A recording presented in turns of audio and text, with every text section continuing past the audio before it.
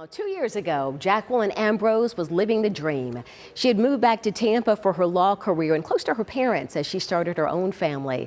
But little did she know her decision to take that job at that time would become a twist of fate for her. She's sharing her story with me in hopes of helping others.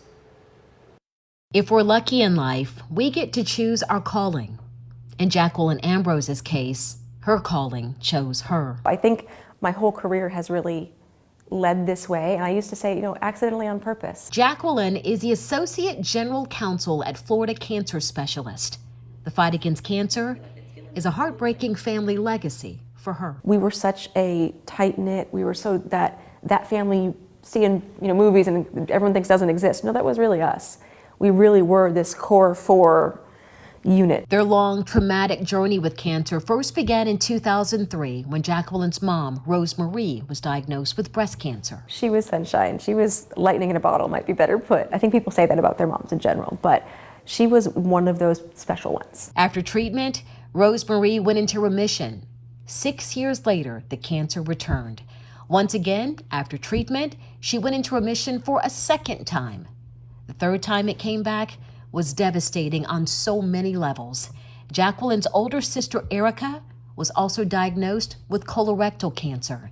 And as Erica fought the disease, sadly, in May of 2019, their mother lost her battle. It felt like the ground came out from under us. I mean, that bond she had with us and with our father was just our bedrock. It felt like losing her almost was, kind of pulling the plug on a whole series of awful events that transpired after that. The months after were a blur.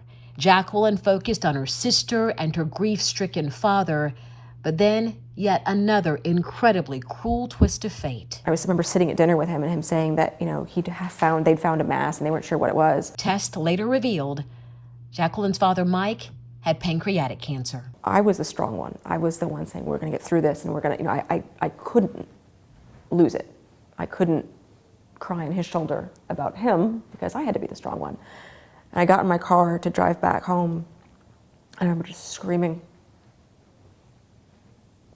Because how could it be possible that one family would have all of this? Erica, just 32 years old, died in July of 2019. Jacqueline's father, Mike, died 5 months later. I can't really make sense of any one of us without the rest of us.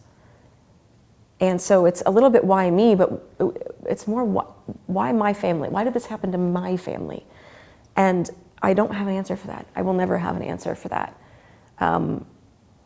There's a way to look at it is I am blessed with two amazing children.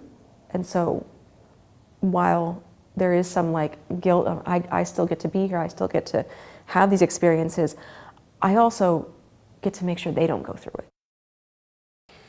Jacqueline told me that there were signs of cancer in both her father and her sister that they missed.